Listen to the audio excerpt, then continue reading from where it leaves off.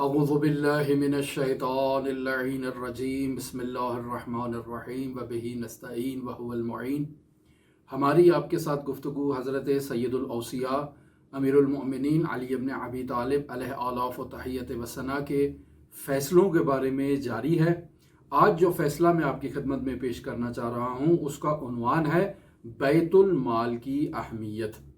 माजरा कुछ इस तरह से है कि दो ग़ुलामों ने बैतुल माल से चोरी कर ली। इन दोनों ग़ुलामों में से एक ग़ुलाम खुद बैतुल माल की मिल्कियत में था, जबकि दूसरा ग़ुलाम बैतुल माल का नहीं था बल्कि उसका मालिक कोई दूसरा आम शख्स था। जब यह केस हज़रत सैयदुल औसिया अमीरुल मोमिनीन अली इब्न अबी तालिब अलैहि आलाफ व तहियत व सना की अदालत में पेश हुआ तो हज़रत ने उस बैतुल माल के ग़ुलाम पर कोई हद जारी नहीं की और ये फरमाया कि चूँकि अल्लाह के बाज़ माल ने अल्लाह के बाज़ माल को खा लिया है, उस पर तसर्रुफ़ किया है, तो इस पर हद जारी नहीं होगी। क्योंकि यहाँ अगर हद जारी की जाए तो नुकसान भी बैतुल माल का ही है, ग़ुलाम बैतुल माल का है, लिहाजा हज़रत ने उस पर हद जारी नहीं की। जबकि दूसरे ग़ुलाम को बुलाया और उसका हाथ बाकायदा तौर पर हज़रत अली इब्न अबी तालिब ने काट दिया और फिर हुक्म दिया कि इसे गोश्त खिलाया जाए और दूसरी ताकतवर चीज़ें खिलाई जाएं ताकि ये तंदुरुस्त हो जाए। यहाँ मैं इस वाक़े को बयान करने के बाद इस नुक्ते की तरफ इशारा करना भी ज़रूरी समझता हूँ कि इस वाक़े को सुनने के बाद ये तसव्वुर न किया जाए कि ये गोया कि हज़रत अली इब्न अबी तालिब हमें इजाज़त दे रहे हैं कि हुक्मरान बैतुल माल से जो मर्ज़ी चोरी करके ले जाएं, ये उनको इजाज़त है और इस चीज़ की उनको गुंजाइश है। नहीं, हरगिज़ ऐसा हज़रत सैयदुल औसिया अमीरुल मोमिनीन अली इब्न अबी तालिब नहीं फरमाना चाह रहे। क्यों? चूँकि ये ग़ुलाम जिसको हज़रत ने सज़ा नहीं दी थी, ये बैतुल माल का ग़ुलाम था और ग़ुलाम के बारे में अहकाम ये वाज़े हैं कि ग़ुलाम की कोई मिल्कियत नहीं होती है।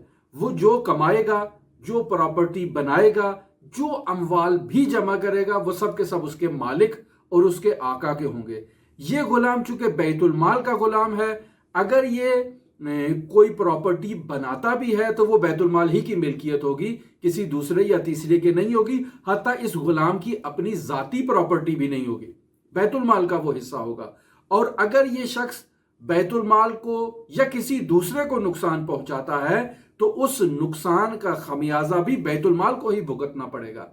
लिहाजा ये कज़िया इन हुक्मरानों से नहायत मुख्तलिफ है जो बैतुल माल को चोरी करते हैं और अपनी ज़ाती प्रॉपर्टी बनाते हैं। अगर ये इस दावे में वाक़ई मुखलिस हैं और अपने आप को हुकूमत के लिए और बैतुल माल के लिए वक्फ समझते हैं तो ऐसे में जितनी प्रॉपर्टीज़ भी इन्होंने अपने नाम पर या अपने बेनामी अकाउंट्स में बना कर रखी है वो तमाम बैतुल माल के नाम वक्फ कर दें। तो अब यहाँ बैतुल माल की जिम्मेदारी है कि वो इनके कपड़े का, इनके राशन का इंतज़ाम करे और इनकी ज़रूरियात ज़िंदगी इन्हें फराहम करे और इनका ख्याल रखे। लेकिन अभी जब इन्होंने बैतुल माल को लूट खसूट के अपनी जायदादें बना ली हैं तो उस का इस केस के साथ बिल्कुल कोई रब्त नहीं है। इन्हें बाकायदा अदालत के अंदर ले जाना चाहिए और इनको इस्लामी हुदूद और ताज़ीरात के मुताबिक इनको बाकायदा सज़ा भी मिलनी चाहिए और इनसे लूटे हुए बैतुल माल को वापस भी तलब करना चाहिए।